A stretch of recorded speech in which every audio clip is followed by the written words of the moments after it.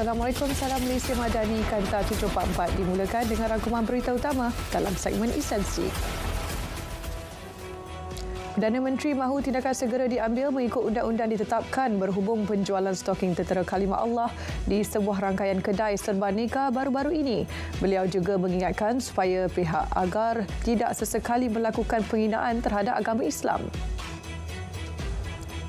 Semua pihak diminta agar tidak berlebih-lebihan memberikan ulasan dalam isu berkaitan penjualan stoking yang tertera kalimah Allah. Timbalan Perdana Menteri berkata, isu tersebut harus diselesaikan dengan sebaiknya supaya tidak timbul sebarang permasalahan. Aktiviti dakwah kepada masyarakat bukan Islam akan diperhebat bagi menjelaskan kedudukan kalimah Allah di sisi umat Islam. Usaha itu akan difokuskan kepada segelintir masyarakat Islam yang memandang remeh isu tersebut. Menteri Agama turut menjunjung titah Yang di-Pertuan Agong agar tindakan keras diambil terhadap mana-mana pihak yang didapati bersalah. Sejumlah 652 kawasan titik panas dikenal pasti kerap berlaku kebakaran terbuka di seluruh negara. Ketua Pengarah JBPM berkata, jumlah itu melibatkan kawasan kebun, ladang, hutan, belukar dan sampah. 3 negeri yang merekodkan kes tertinggi adalah di Selangor, Johor dan Sarawak. BNM komited untuk mengekalkan keyakinan mata wang ringgit. Ke arah itu, BNM bekerjasama dengan kerajaan untuk meningkatkan aliran masuk yang akan membolehkan nilai ringgit mencerminkan asas dan prospek ekonomi Malaysia. Gubernur menyeru tindakan kolektif semua pihak untuk melindungi mata wang tempatan. Ini termasuk GLC dan GLIC selain sektor swasta. Suruhanjaya Pilihan Raya Umum Indonesia KBU mengumumkan Prabowo Subianto Gibran Raka Buming Raka sebagai pemenang rasmi pemilihan Presiden dan Naib Presiden Pilpres 2024. Prabowo Gibran mendapat 58.6% undi. Pesaing mereka, pasangan Anies Baswedan, Muhaimin Iskandar memperoleh 24.9%, manakala Ganjar Pranowo Mahfud MD 16.5% undi. Prabowo Gibran menang di 36 wilayah dan 2 lagi wilayah dimenangi Anies Muhaimin.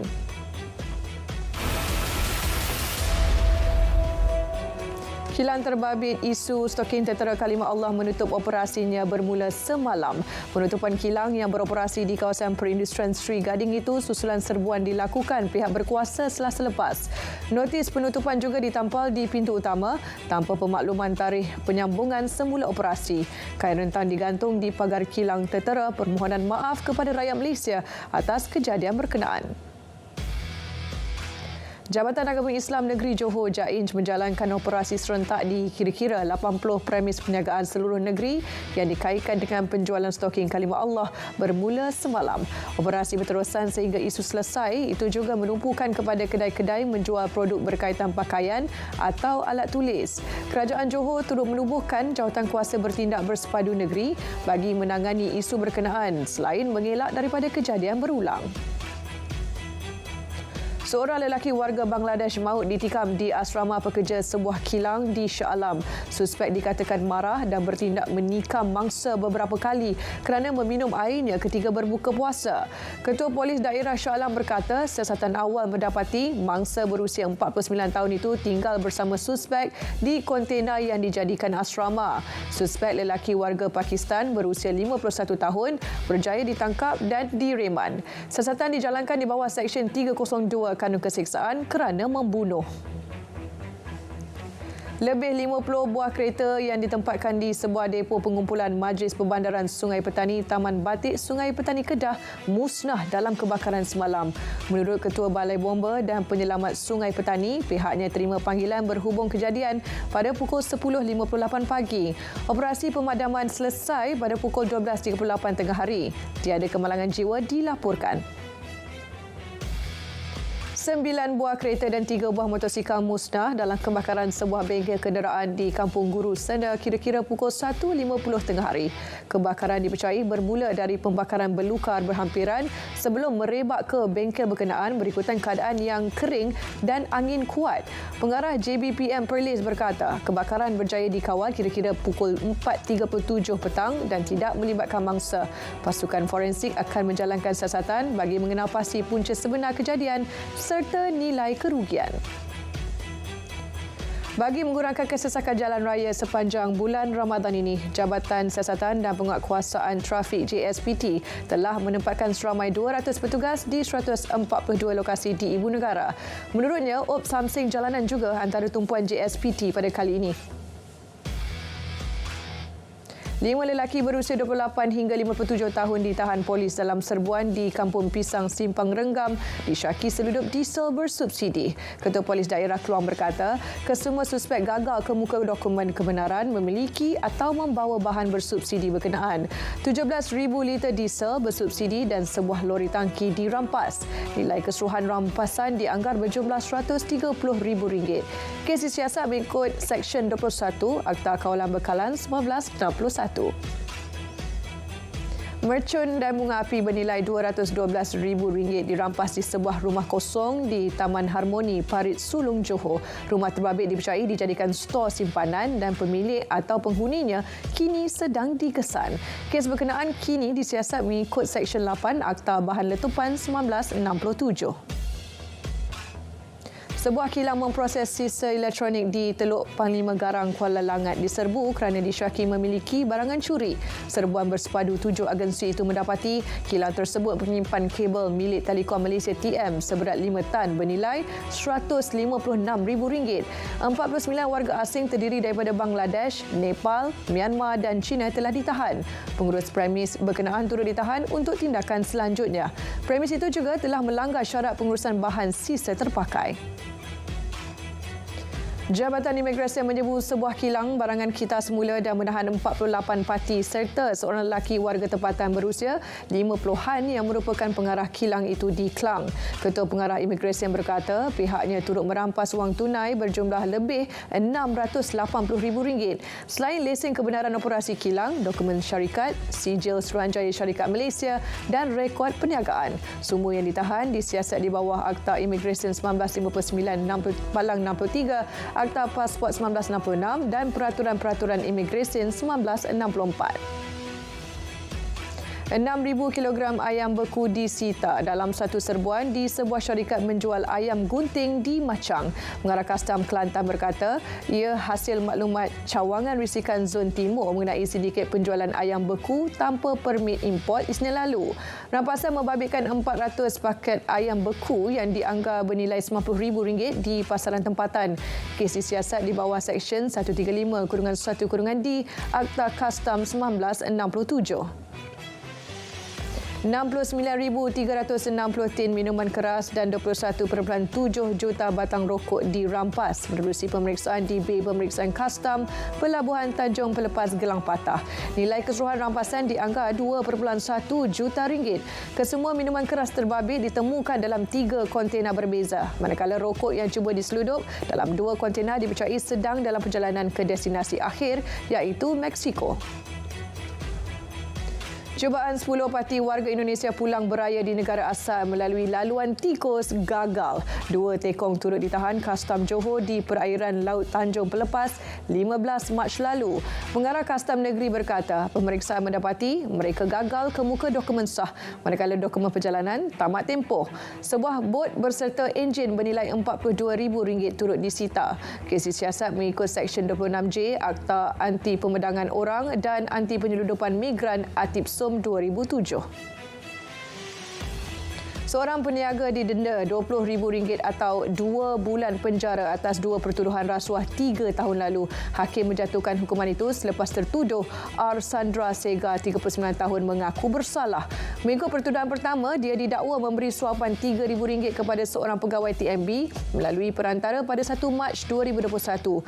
Tertuduh juga berdepan pertuduhan kedua apabila memberi suapan RM3,500 kepada individu sama bagi tujuan serupa pada 8 April 2021. Seorang penoreh getah mengaku tidak bersalah di Mahkamah Session Kuala Pilah atas pertuduhan memberi pinjaman wang tanpa lesen. Tertuduh K. Partiban didakwa telah memberi pinjaman wang tanpa lesen kepada seorang lelaki dengan jumlah RM6,500. Perbuatan dilakukan pada 15 Mac 2021 dan 1 Julai 2021 di ladang Kok for Mill, Jempol. Mahkamah membenarkan jaminan RM10,000 dengan seorang penjamin. Sebutan semula kes ditetapkan pada 22 April ini.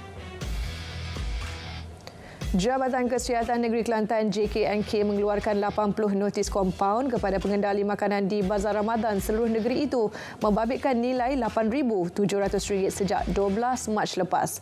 Antara kesalahan mengenakan pakaian yang sempurna seperti apron dan penutup kepala dan isu kebersihan. Pemeriksaan itu turut melibatkan penjaja-penjaja sementara. Ia bagi memastikan makanan yang dijual selamat dimakan dan tidak menjadi faktor kepada kes penyakit bawaan air dan makanan.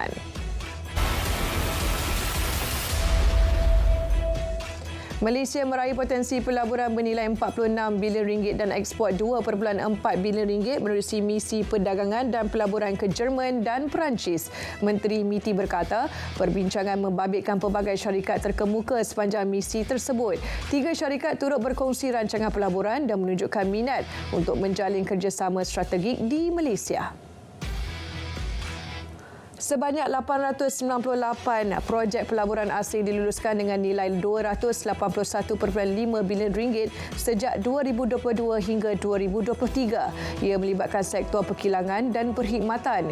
Ini sekaligus mewujudkan 98,725 peluang pekerjaan baharu dengan 88% daripadanya untuk rakyat tempatan.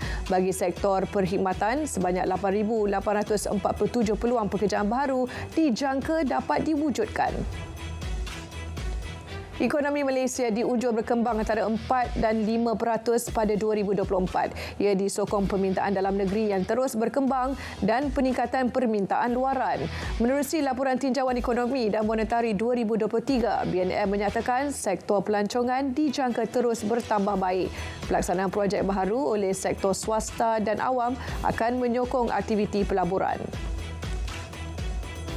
Lapangan terbang Sultan Abdul Aziz Shah SZB dijangka tarik 8 juta penumpang setahun menjelang 2030. Ia menerusi pelan penjanaan semula lapangan terbang Subang. Pelan itu bertujuan memaksimumkan nilai ekonomi lapangan terbang tersebut dan kawasan sekitarnya. Pelan itu juga dijangka dapat menjana pendapatan RM200 bilion dalam tempoh 25 tahun akan datang serta mewujudkan 8,000 peluang pekerjaan. Kanada akan mengharamkan semua penghantaran senjata ke Israel. Tindakan itu dibuat selepas penggubal undang-undang menyokong usul menghentikan penjualan senjata selepas perbahasan yang panjang pada Isnin. Usul asal adalah untuk menggantungkan penjualan senjata tetapi ia ditukar kepada larangan penghantaran. Turut dimasukkan dalam usul itu ialah klausa yang meminta sokongan kepada penubuhan negara Palestin. Diplomat Afrika Selatan menuduh Israel mengingkari keputusan Mahkamah Keadilan Antarabangsa ICJ untuk mengelak berlakunya pembunuhan beramai-ramai dalam memerangi Hamas di Gaza. Menteri Luar Naledi Pandor berkata serangan yang berterusan menunjukkan Zionis mengabaikan langkah-langkah yang diputuskan ICJ. Tindakan Israel itu membuktikan kepada dunia bahawa Zionis boleh melakukan apa sahaja dan tiada siapa yang menghentikannya. Perdana Menteri Israel menolak gesaan Presiden Masyarakat yang meminta agar tentera Zionis membatalkan rancangan menyerang Rafah iaitu lokasi terakhir lebih 1 juta penduduk Gaza berlindung. Penasihat Keselamatan Negara White House menegaskan bahawa tindakan menyerang Rafah akan menjadi satu kesilapan besar. Washington turut menggesa agar peperangan di Gaza segera dihentikan dan dibenarkan bantuan dihantar kepada penduduk Palestin agar krisis kebuluran dapat dielakkan. Pentadbiran Netanyahu terus menerima desakan daripada rakyatnya sendiri. Aktivis dan keluarga tebusan memenuhi jalan-jalan raya dan menyekat trafik di lebuh raya Ayolan di Tel Aviv semasa waktu puncak. Mereka mendesak pembebasan segera tebusan yang diculik dalam serangan 7 Oktober lalu. Pentadbiran Netanyahu didesak agar meneruskan rundingan dan segera mencapai perjanjian bagi membolehkan baki 140 tebusan kembali ke pangkuan keluarga masing-masing. Saudara, sekian Kanta 744 dari Sungai ke Segara, Palestin pasti merdeka. Saya Fazim, salam Malaysia Madani.